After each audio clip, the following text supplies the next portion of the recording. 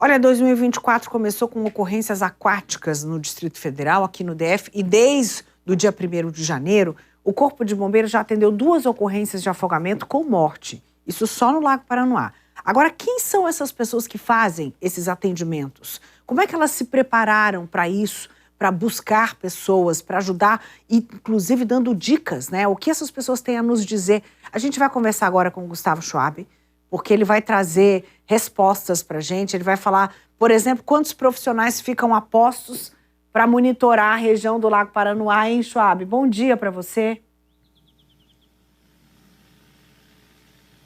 Bom dia, Neila. Excelente sexta-feira para você, para todo mundo que acompanha o DF no ar. A gente começa sexta-feira assim, ó, um lago lindo com um céu maravilhoso. Hoje o sol resolveu abrir e o Lago Paranoá muito convidativo, inclusive passando algumas pessoas treinando remo, caiaque, stand-up paddle.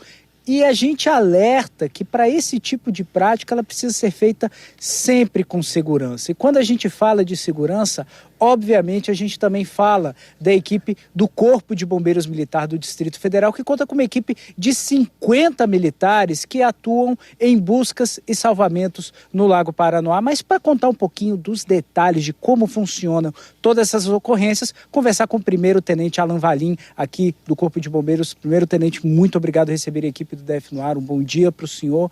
É um trabalho que não é fácil, mas vocês contam com uma imensa estrutura para isso. O que vocês têm à disposição para esse tipo de ocorrência aqui no Lago Paranoá? Bom dia. Bom dia.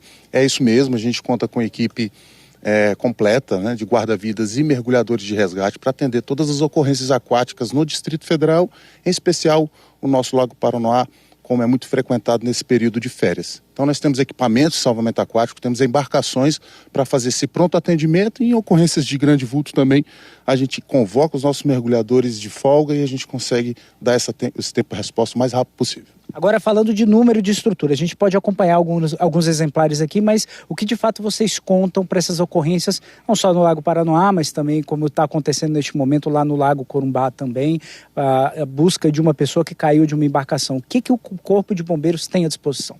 Nós temos diversos tipos de embarcações, tanto de ação mais rápida quanto aquelas operações de mergulho um pouco mais complexas. Temos também todo o equipamento autônomo de mergulho, dispositivos de reflutuação de objetos submersos, temos também todos os equipamentos de salvamento aquático, também aqueles de atendimento pré-hospitalar, para fazer com que esse atendimento do Corpo de Bombeiros ele seja o mais efetivo possível e com o menor tempo-resposta possível. Agora, primeiro-tenente, não é só o militar entrar na corporação, fazer o curso de formação que é comum a todos que entram, que ele já está apto a fazer esse tipo de atendimento. Quais são os cursos específicos que vocês passam? Quais são as dificuldades, os gargalos? Até porque também não é qualquer pessoa que consegue fazer um tipo de salvamento a quem está se afogando. Exatamente. Os nossos bombeiros militares, eles acessam a corporação e logo depois do curso de formação, eles têm acesso aos cursos responsáveis pelo atendimento da atividade aquática. Então nós temos 2 especificamente. O curso de guarda-vidas, que habilita o militar a fazer o salvamento aquático, aquele salvamento inicial ali numa vítima de afogamento, e o curso de mergulho autônomo, que habilita o profissional a atividades submersas. Então eles são cursos que se completam para que a gente possa fazer esse atendimento das atividades aquáticas em todo o Distrito Federal. Realmente são cursos que exigem tanto da capacidade física, intelectual, técnica e mental desse candidato, porque é uma atividade extremamente difícil, uma atividade extenuante e precisa que o militar tenha, acima de tudo, calma para executar o serviço da melhor forma possível. Falando em calma para executar o serviço, uma sexta-feira dessa, um céu aberto, um lago fica muito convidativo para que as pessoas possam fazer atividades nele. Quais são as dicas, tanto para evitar os afogamentos, mas como também a pessoa, o civil, ao ver alguém se afogando, é possível que ele faça um primeiro atendimento para evitar que a pessoa se afogue? Esse período de férias, janeiro, sol, realmente o Lago Paranoá e todos os mananciais ao redor do Distrito Federal, tanto em Brasília quanto no entorno, ficam muito frequentados. Então nós temos principalmente o Lago Paranoá, mas temos rios, riachos, lagos e lagoas que são realmente muito procurados. O que a gente orienta principalmente nesses casos é que, caso você observe um local, um manancial, um meio líquido que você não tenha tanto conhecimento, evitar esse acesso direto. Se a água tiver corrente, evitar que essa água passe da altura dos joelhos. Se ela for água parada, evitar que passe da altura da cintura. crianças jamais desacompanhadas e, no caso de estar com elas, manter sempre a distância de um braço para que, caso ocorra um sinistro, você consegue resgatá-la rapidamente. Jamais tente tirar uma pessoa em situação de afogamento caso você não tenha conhecimento das técnicas de salvamento aquático, porque além de uma vítima pode se tornar 2 ou 3, como já aconteceram várias vezes, nós já atendemos ocorrências assim. Então, observe, chame a atenção de outra pessoa, ligue o 93, que a equipe do Corpo de Bombeiros está preparada para atender, chame a atenção de outras pessoas para que elas possam auxiliar, jogue algum objeto flutuante, muitas vezes tem caixa de isopor, PETs, aquelas tampas de isopor, alguma bola, alguma boia ali, que a pessoa possa se agarrar, ganhar um pouco de tempo até a chegada do socorro especializado. Jamais o consumo de bebidas alcoólicas e outras drogas quando for acessar um ambiente aquático. Isso diminui muito os reflexos, a capacidade de raciocínio das pessoas e geralmente o ser humano fica um pouco mais confiante, acaba se aventurando e é esse momento que acontece o sinistro. Nós temos aí exemplos vários de 87% dos casos de afogamento envolverem esses dados que eu falei para vocês, então a gente quer que as pessoas se divirtam, mas com segurança. Fica as dicas principalmente de uma situação que pode definir a vida ou, infelizmente, o óbito de uma pessoa. É importante se divertir, mas, como disse o primeiro-tenente, com muita responsabilidade. Caso você tenha alguma pergunta, o primeiro-tenente Valim está aqui à disposição. Uma coisa que ele falou agora chama a atenção. A gente nunca vai para um evento desse e leva uma boia, né? A gente só leva a boia para criança. Mas você viu o que ele falou? Numa situação como essa, até uma caixa de isopor pode funcionar, uma garrafa PET, pode ter uma boia, assim, dessas de salvamento, bonitinha, que você leva quando vai para a beira do lago. Adultos podem fazer isso, isso é prevenção. Eu sei que essa equipe foi a mesma que trabalhou no resgate da embarcação que afundou na última semana, né? Eu queria saber como é que foi isso, como é que eles fizeram para içar, se essa embarcação já foi tirada do fundo do lago, para ele contar para a gente essa experiência.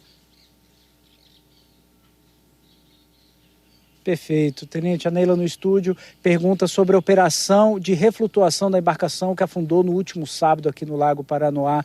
Como foi esse procedimento? Desde quando vocês começaram a agir nessa ocorrência? Como faz? Quais são os instrumentos que vocês utilizam? A importância, né, de fazer essa reflutuação da embarcação? Nós fizemos essa atividade desde segunda-feira. Ainda no final de semana nós realizamos alguns mergulhos de reconhecimento. Foi uma atividade realmente difícil, porque a embarcação estava a 15 metros de profundidade, visibilidade quase zero, mas nós identificamos naquele momento o risco de outros materiais se desprenderem da embarcação, causando possíveis outros acidentes, também a questão do vazamento de combustível com a poluição do meio ambiente. Então nós decidimos iniciar essa reflutuação, uma embarcação de aproximadamente 5.000 quilos, então nós utilizamos aí aproximadamente 15 mergulhadores nessa atividade durante os 3 dias e ontem à noite nós conseguimos trazê-la à tona, né? Durante o dia ela já começou a voltar à superfície. A gente utiliza dispositivos de reflutuação, então são vários, uma espécie de globos elevadores onde a gente desce desinflado, infla lá embaixo e ele consegue fazer uma pressão que permita o descolamento dessa embarcação do fundo. E aí, vindo à superfície, a gente consegue trabalhar no raso, fazer com que ela não traga mais dano à sociedade. Então, realmente, nós conseguimos fazer essa atividade. Foi tudo alinhado com o nosso comando para que a gente pudesse devolver a tranquilidade dos frequentadores do Lago Paranoá, principalmente onde aquela embarcação naufragou. Agora também o Corpo de Bombeiros está agindo em outra localidade, inclusive neste exato momento, lá no Lago Corumbá, em busca de uma pessoa que caiu de uma embarcação. Como estão essas buscas? Há alguma novidade? Quantos mergulhadores estão empregados?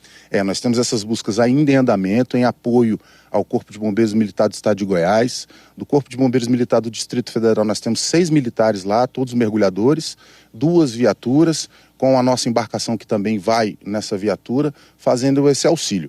O mergulho lá é um mergulho complexo, tendo em vista que a profundidade chega a 35, às vezes até a 40 metros de profundidade. Ontem nossa equipe realizou 3 ou 4 mergulhos desses para ver se a gente consegue o mais rápido possível encontrar essa vítima que está desaparecida e, obviamente, oferecer um pouco de alento à família que está muito apreensiva com esse desaparecimento. Então, a nossa participação lá no estado de Goiás é em apoio à Corporação Coirmã, tendo em vista a nossa proximidade aqui e a nossa estrutura ser bem parecida com a deles.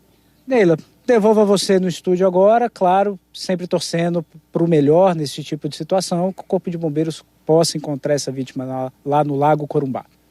Muito obrigada, Gustavo. Agradeça também ao primeiro-tenente. É bom a gente saber qual é a nossa estrutura, como essas pessoas estão preparadas. Isso traz um pouco de segurança para a gente. E, é claro, pegar as dicas, né? Isso é o mais importante.